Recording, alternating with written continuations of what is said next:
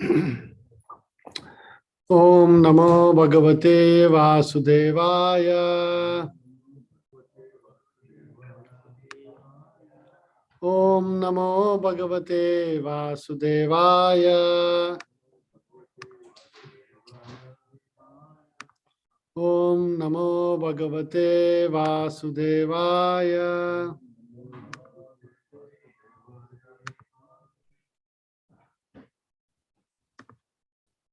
Reading from Srimad Bhagavatam, 5th canto, chapter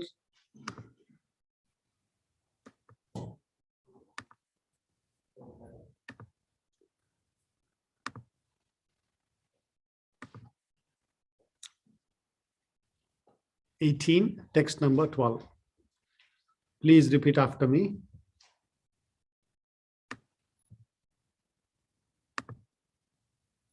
Yasyasti bhaktir bhagavatta kinchana.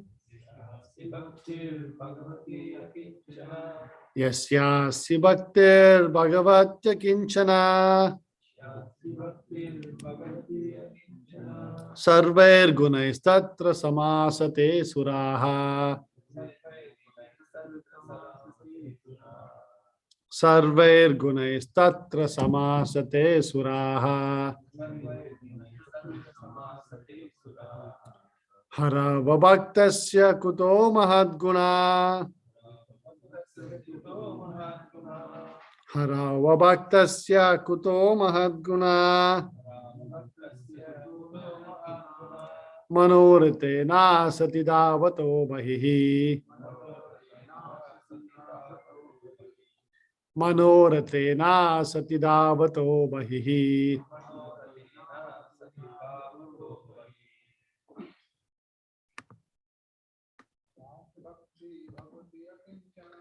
Yasyasya bhaktir bhagavatya kinchana. Sarvair gunaistatra samasate suraha. Hara bhaktasya kuto mahadguna. Manorate na satidavato bahihi. Yasyasya bhaktir bhagavatya kinchana. Sarvair gunaistatra samasate suraha. Hara vabhaktasya kuto mahadguna. Manorate na satidavato bahihi. Yasyasya bhaktir bhagavatya kinchana. Sarvair gunaistatra samasate suraha. Hara vabhaktasya kuto mahadguna. Manorate na satidavato bahihi. Word to word translation. Yasya, of whom, asti, there is, bhaktihi, devotional service, Bhagavati, to the Supreme Personality of Godhead, akinchana, without any motive, sarvaihi, with all, gunaihi, good qualities, tatra, there, in that person, samasate, reside, suraha, all the demigods, harav, unto the Supreme Personality of Godhead, abhaktasya, of a person who is not devoted, kutaha, where, mahat gunaha, good qualities, manoratena, by mental speculation, asati, in the temporary material world, dhavataha, who is running, Bahihi, outside. Translation and purport: by His divine grace, A.C. Bhakti Vedanta Swami Srila Prabhupada. Translation: all the demigods and their exalted qualities, such as religion, knowledge, and renunciation, become manifest in the body of one who has developed unalloyed devotion for the Supreme Personality of Godhead, Vasudeva. On the other hand, a person devoid of devotional service and engaged in material activities has no good qualities. Even if he is adept at the practice of mystic yoga or the honest endeavor of maintaining his family and relatives, he must be driven by his own mental speculations and must engage in the service of the Lord's external energy. How can there be any good qualities in such a man? Purport. As explained in the next verse, Krishna is the original source of all living entities. This is confirmed in Bhagavad Gita 15.7, wherein Krishna says, Mamaye Vamsha Jiva Loke Jiva Bhutaha Sanatana Manasashtyan Indriyani Prakritisthani Karshati. The living entities in this conditioned world are my eternal fragmental parts. Due to conditional life, they are struggling very hard with the six senses, which include the mind. All living entities are part and parcel of Krishna. And therefore, when they revive their original Krishna consciousness, they possess all the good qualities of Krishna in a small quantity. When one engages himself in the 9 processes of devotional service, Shravanam Kirtanam Vishnu, Smaranam Padasevanam, Archanam Vandanam Dasyam, Sakyam Atma Nivedanam. Srimad Bhagavatam 7:5-23. One's heart becomes purified and he immediately understands his relationship with Krishna. He then revives his original quality of Krishna consciousness. In the Adi Leela of Chaitanya Charitamrita, chapter 8, there is a description of some of the qualities of devotees. For example, Sri Pandita Haridasa is described as being very well behaved, tolerant, peaceful, magnanimous, and grave. In addition, he spoke very sweetly. His endeavors were very pleasing. He was always patient. He respected everyone. He always worked for everyone's benefit. His mind was free of duplicity, and he was completely devoid of all malicious activities. These are all originally qualities of Krishna, and when one becomes a devotee, they automatically become manifest. Sri Krishnadasa Kaviraja, the author of Chaitanya Charitamrita, says that all good qualities become manifest in the body of a Vaishnava, and that only by the presence of these good qualities can one distinguish a Vaishnava from a non-Vaishnava. Krishnadasa Kaviraja lists the following 26 good qualities of a Vaishnava. He is very kind to everyone. He does not make anyone his enemy. He is truthful He is equal to everyone. No one can find any fault in him. He is magnanimous. He is mild. He is always clean. He is without possessions. He works for everyone's benefit. He is very peaceful. He is always surrendered to Krishna. He has no material desires. He is very meek. He is steady. He controls his senses. He does not eat more than required. He is not influenced by the Lord's illusory energy. He offers respect to everyone. He does not desire any respect for himself. He is very grave. He is merciful. He is friendly. He is poetic. He is expert. He is silent. Thus ends the Bhakti Vedanta purport.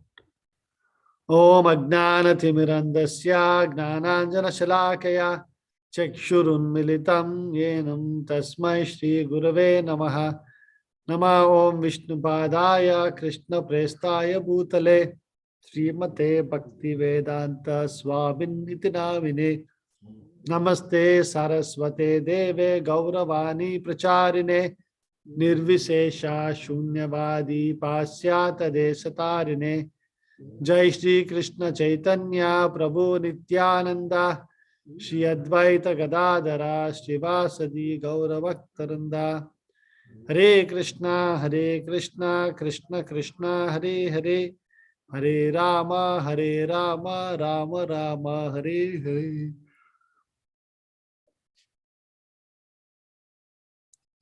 All the demigods and their exalted qualities, such as religion, knowledge, and renunciation, become manifest in the body of one who has developed unalloyed devotion for the Supreme Personality of Godhead, Vasudeva. On the other hand, a person devoid of devotional service and engaged in material activities has no good qualities. Even if he is adept at the practice of mystic yoga or the honest endeavor of maintaining his family and relatives, he must be driven by his own mental speculations and must engage in the service of the Lord's external energy. How can there be any good qualities in such a man?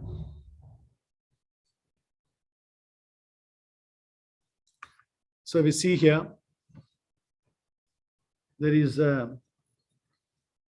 prayers by the residents of Jambudvipa in this fifth canto. Here there's a description of all the different planetary systems in the universe. And particularly here, there is a description of the wonderful qualities of a devotee. Many times we hear of devotees' lives and the transformation in their lives. This was one of the most striking things about Srila Prabhupada's movement. If you typically see, if you go to some Buddhist monastery or some, place where they're practicing meditation or doing some form of hatha yoga, these kind of practices of devotional life, of spiritual life, not devotional life, spiritual life. Typically, you will see that the people who are practicing over there, they have some background. Meaning, there is some element of sattva guna in them. There is some element of spiritual endeavor in them. You very rarely you will see people starting from very, very bad backgrounds, suddenly coming to a quite a um, elevated in the spiritual sense situation. But in Srila Prabhupada's life and in the devotees' lives, you see so many examples of this. One day, people are doing all kinds of sinful activities you can imagine. And then overnight, the transformation happens. At least the take to devotional service. And then there is a gradual process of cleansing where that change becomes permanent and all the wonderful qualities become manifest. Right? We heard that one example of a devotee in India. Recently, they were sharing this example. One devotee used to be a pickpocket in Mumbai. And so, many times he had been caught. This young boy, he was put in difficult situations. I think he was, if I remember, he was orphan. And so he took to this, stealing. And he'd been caught by police many times. They would lock him up and beat him up a few times, and then he would come out, and then he will restart. So one day, when police were chasing him, he happened to see this Hare Krishna ashram, the ISKCON temple in Mumbai, and suddenly went inside to escape from the police. Then he saw all these people were sitting there, and there, people welcomed, devotees welcomed him. Small boy is coming. They thought, he's very interested, and they started, giving him prasadam and getting him to practice devotional life. And he said, "Oh, wonderful, nice food I'm also getting, and these people seem nice." And he started coming more often. In those days, if somebody came for 4 or 5 days, they would shave you up and put you in the temple. And so they joined him as devotee. And this was his idea, was he's going to escape from police and stay over here. But he also saw, okay, this is nice. It is going on well. And then they were showing him all the Back to Godhead magazines and all that. And in one of the Back to Godhead magazine pictures, there was Srila Prabhupada wearing a golden watch. See, you see many of Prabhupada's pictures, many disciples would gift him this Rolex gold, actual gold watches. Srila Prabhupada would honor it for a few days, and then he would give it to somebody. And then somebody else will gift, he will wear them for some time. Almost like, there was a chain of watches that were going around. He saw that watch, and he was smart enough pickpocket to know, this golden watch I should get. Then somebody told him Prabhupada is coming, soon to India. And so he said, "Oh, I'll wait and I'll get this golden watch." In fact, it seems Srila Prabhupada, instead of going to Mumbai, went to Hyderabad for the temple inauguration or something. And then he came to know, and he made a lot of, this thing. He said, "I want to go to Hyderabad." And the temple president is telling, "Why you want to go to Hyderabad? I want to see Prabhupada." "Well, you just came to stay over here. Prabhupada will come here." With a lot of fighting, he went to Hyderabad. And then he met, so he was In Hyderabad, I think he didn't get a chance to try to steal this thing. Prabhupada comes back to Bombay, and this devotee, would he was continuing to do devotional service, he was continuing to practice, but he had this idea that he has to steal. And this went on for some time. When Prabhupada was there, right? It seems he wished to explain that these devotees, when they would allow, they would send him to go buy vegetables and all that. He would go and he would take some money and keep some money for himself. And once he got some chocolates or something. And so when Prabhupada suddenly came to his room, he was cleaning the room or something. That chocolate was, fell off his hand. And Prabhupada noticed, what is this? Prabhupada brought for you or something. And then he gave him. This is a long story. I will tell the gist of it. This devotee, he ended up, getting selected for initiation. And then when he met Srila Prabhupada, she confessed, that I wanted to steal your watch. The Prabhupada said, is that what you want? Here, take this watch. And gave it to Prabhupada. This devotee is recounting now, he's still a devotee in ISKCON. And he's a wonderful devotee doing great service. He's telling he started as a pickpocket. And by coming in touch with a pure devotee like Srila Prabhupada, and by practicing devotional life, his whole life transformed. And he became established in devotional service over time. See, even if you see his example, not that he started chanting and overnight his pickpocket mentality went away. Right? He was still stealing some money when he was going for buying vegetables and getting some sweets and things like that. Right? Those qualities were still there, but he still was fixed up in his devotional practices. And then over time, completely transformed. So that is why it is very important for us to understand how fortunate we are. There is no other process that is so powerful, so potent, that it can transform the heart of even hardened criminals.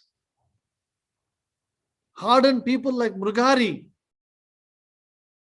who was not just a hunter, but was a hunter who would purposefully half kill the animals, impale them, and take pleasure in seeing the suffering of those animals as they slowly bled themselves and painfully died a horrible death. And the same Mrugari, when he came in touch with Narada Muni, what a transformation in his life. We see that next time when Narada Muni was visiting, right? There's a story of how, as you're seeing Narada Muni, he was ecstatically going to receive him. And it looks like he was jumping up and down, right? As he came nearer, Narada Muni asked, hey, what is this? You are jumping up and down. And he noticed he was actually stepping to the side so that he doesn't stamp on some ants on the way. What a transformation from one extreme of being such a cruel, devoid of all compassion, to somebody who cares about even a small ant.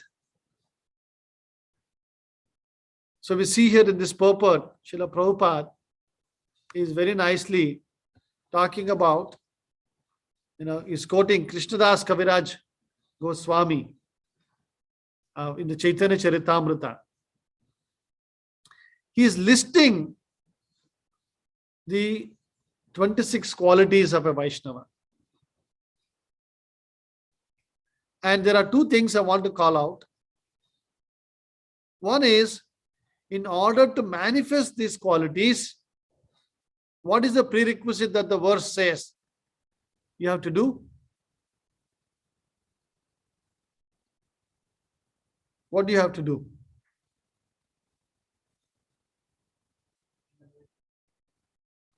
Unalloyed devotion, unalloyed devotional service. A person, has to perform unalloyed devotional service for the Supreme Personality of Godhead. The unalloyed is an important word there. That's a very special word that Srila Prabhupada coined. Unalloyed, not mixed with any other desires, if you want real transformation in the heart. It cannot be mixed with, we say it, Jnana Karmadi Anavritam. We cannot be doing this for ulterior motives. The other thing I want to call out is Srila Prabhupada is quoting Krishnadas Kaviraj Goswami Maharaj and is saying that all good qualities become manifest in the body of a Vaishnava, and only by the presence of these good qualities can one distinguish a Vaishnava from a non-Vaishnava. All the time we keep getting asked this question. You always keep saying, we should associate with Vaishnavas. Right? Sangha is such a powerful process. It is absolute necessity for, elevating oneself in Krishna consciousness. And then we also say, Asat Sangat Tyaga Yehi Vaishnavachar. We have to give up the, association of Avaishnavas. And not only that, we also say, you have to know the right way to associate. The Shastras explain that one has to be a friendly dealing with one who is equal. One has to surrender and take guidance from somebody who is superior, take association of somebody who is superior. And one has to have compassion and give association to somebody who is inferior. Now, how do you find it? So here is another hint over here. We should see if a devotee is manifesting at least some of these qualities to some extent. Right? Only a pure devotee will manifest all 26 qualities to the fullest extent. But each of us should attempt to manifest, or should check within ourselves, are we manifesting at least some of these qualities to some extent? And most importantly, that you are not manifesting the opposite quality of these qualities. If we are, then we should take that hint and say, oh, how do I work on this? Right?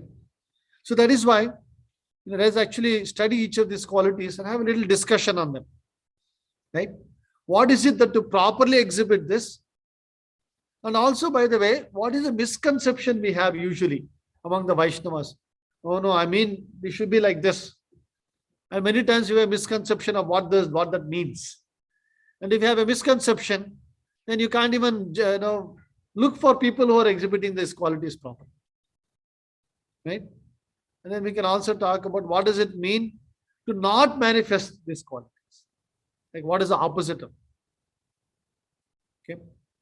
So the first one, he is very kind to everyone. Right? At least in its simplest form, you are kind to everyone. Right? The opposite side, right? The person is not kind. What does it mean to be not kind? He is bearing a grudge, or doing ill will to others, doing harm, right? The opposite of it. Now, sometimes people misunderstand, oh, being kind means you should do this. What are some of the misunderstandings in terms to kindness, of how devotees manifest kindness? Somebody give some examples, either here or those on the Zoom session also can give. When someone gets corrected, they might think they are not being kind to me. Very good point, right? Now, somebody is doing their duty of being compassionate and guiding somebody who is below them. Then you can say, "Oh, he's not kind to me." Being very strict, he or she is being strict, right? They're telling me, "Don't do this, don't do that." Kind means you should be kind for everything, right? See, person doing their duty and telling them, this is wrong, that is also kindness only. Giving a punishment to somebody when somebody does something wrong, right? Usually nobody gives a very harsh punishment or this thing in the first. Usually somebody does a mistake, they will say, not even when they do the mistake, they'll find the right opportunity, right? That is the right way of this thing, and then they'll go tell them, "It's not the right thing to do. Please don't do this." Right?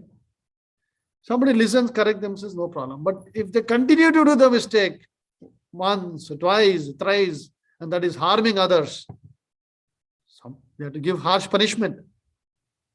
But giving of that punishment is actually kindness. In the Shastras it is said that a king, when he gives punishment of hanging for the murderer, it is out of kindness to that soul. Right? Why is it kindness? Vishal, can you explain? Otherwise, that murderer has to not only pay, because there is compound interest, we keep saying, right?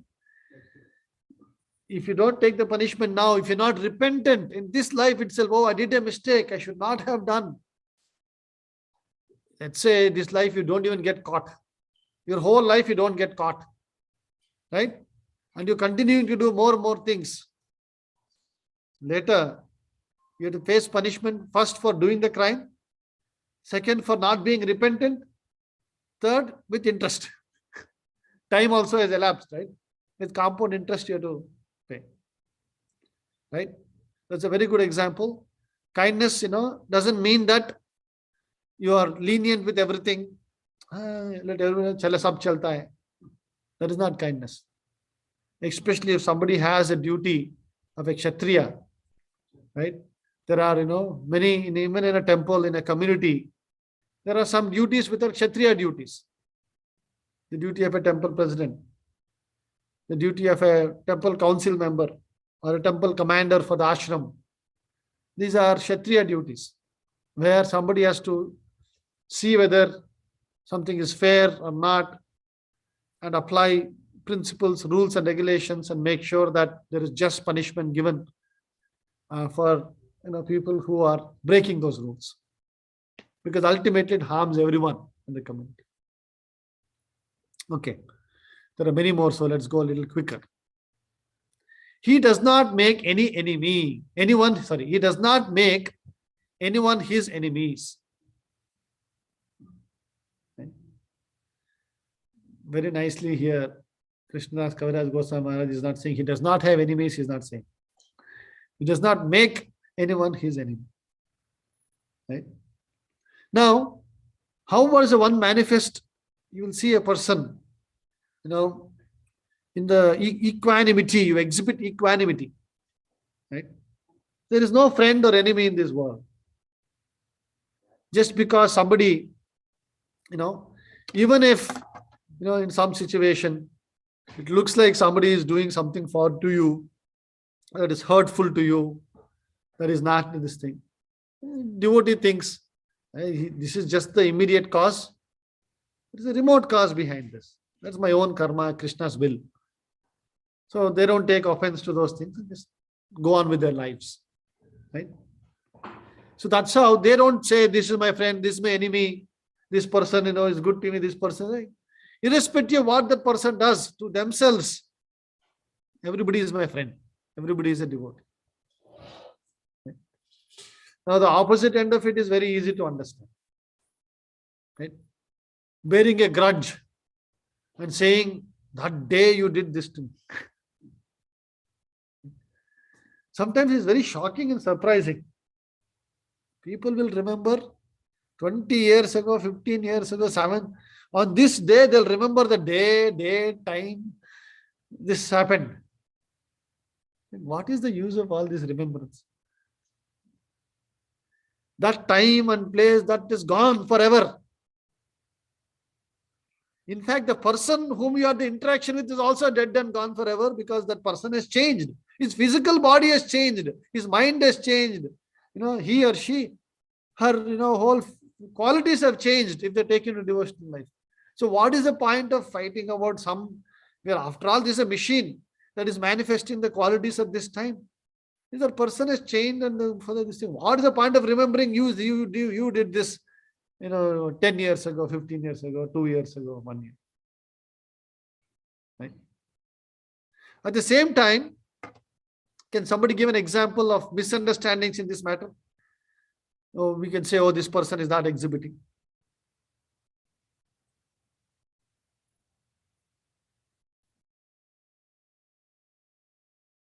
Anybody?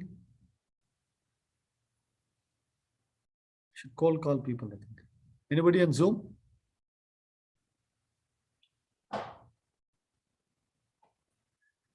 See, one misunderstanding. There may be people who are enemies of somebody. That doesn't mean that person is not a Vaishnava. Right? They will say, this person did this person did that, this person did. Just because somebody else thinks of somebody as an enemy, even in the Vaishnava community, does not mean that person is not exhibiting Vaishnava qualities. The problem is with the person who thinks also, right? Could be. So you can't assume that, he's a very popular person or she's a very popular person. It's very easy to be popular. Once Sanatana sent me a quote. They put, I don't know whether the quote really was by Steve Jobs, but they put it. Sometimes, you have to go corroborate this. Said, if you want to be a very popular leader, you should go sell ice cream. You should not be a leader, but you should go sell ice cream. You'll be very popular. Like, especially leader is very, very difficult to please everybody. You cannot please everybody all the time. And sometimes some people will be happy, some people will be unhappy. So we should also remember, we should do our best to act in equanimity, and just because somebody doesn't have, that doesn't mean, he's not exhibiting. We're only at 3, so I'll go a little quicker. Truthful. Right? Truthful doesn't mean, we all know what being truthful is. Truthful also, we should follow in the Bhagavad Gita, the principles of sattvic talking. Good talking is given. Truthful doesn't mean that you say very mean thing just because you think it is true, or it might be true also sometimes. One has to be, careful about what is hitam, what is helpful for the person. Like, sometimes, some sugar coating has to be done, to some messaging, so that the person is benefited spiritually and can, get this thing. And sometimes we just keep quiet. We know something is wrong, but sometimes just ignoring those things also is okay. What's the point in everything? If everything in this world you're always saying this is right, this is wrong, this is right, this is wrong, there is no end in this world. You're in a wrong place. This is not the place for right and for everything to be right. This is material world full of criminals. You go to jail and say, I have to find Satya Harishchandra in jail. You're looking for Satya Harishchandra in the jail. How is it possible? Jail means criminals only will be there. Pickpockets will be there, murderers will be there, robbers will be there, cyber criminals will be there. All these people will be. He is equal to everyone. Right? Now we say you have to be equal to everyone, and then we'll say Asat Sanga Tyaga e Vaishnavacha. Right? How is that being equal? Paduputra, how is that being equal? So reciprocating in the same way how they want to help. So, no. Reciprocating the way they are. Yeah, Krishna says that ye yata mam prapadyante tam siteva bhajamyaham. When Krishna only is created the laws of karma, right? When Krishna is punishing, even for example, a small child, let's say, is born, blind. Krishna only is punishing the child to be this thing, right? But actually that is being equal to everybody. What is the equality over there? What is the equality there? Right? The laws of karma are completely equal. Nobody can escape from the laws of karma. That faith the devotee should have. In fact, just that faith that Paramatma is there in your heart, is there in your heart, is there in that person's heart, is there in everybody's heart, and 24/7 watching. Right? Security camera is there, they'll put a saying, you're under video surveillance. Right? And the people are careful. Oh, I'm under video surveillance. There is internal 24/7 video, audio, all surveillance is going on. Including your thought surveillance is going on. And the dreams surveillance is going on. So we should have that faith that laws of karma will always, either today, tomorrow, day after, if somebody has to pay a price for the thing. And Paramatma is watching everything. Then we should happily live our lives. Why do you care? This person did this, she did this, he did this. They didn't get any punishment. What do you care? They'll get a bigger punishment later. But why do you care whether they should get punishment or not? You worry about yourself and know that they will get. And you will also get if you do a mistake. Right? So equality doesn't mean this. We have only 2 minutes. I don't think we'll complete all of these. No one can find any fault in him. Right? You behave in a way that, apni achar kare prachar. We should first practice before we teach anybody. We should check in ourselves. Am I practicing this? There is a famous thing about Jesus Christ, right? There was an adulterer, a woman who was an adulterer, who was being stoned to death. That was the tradition, old days. That was the punishment for adultery. They would, if somebody is proven, they would bring and everybody would throw stones.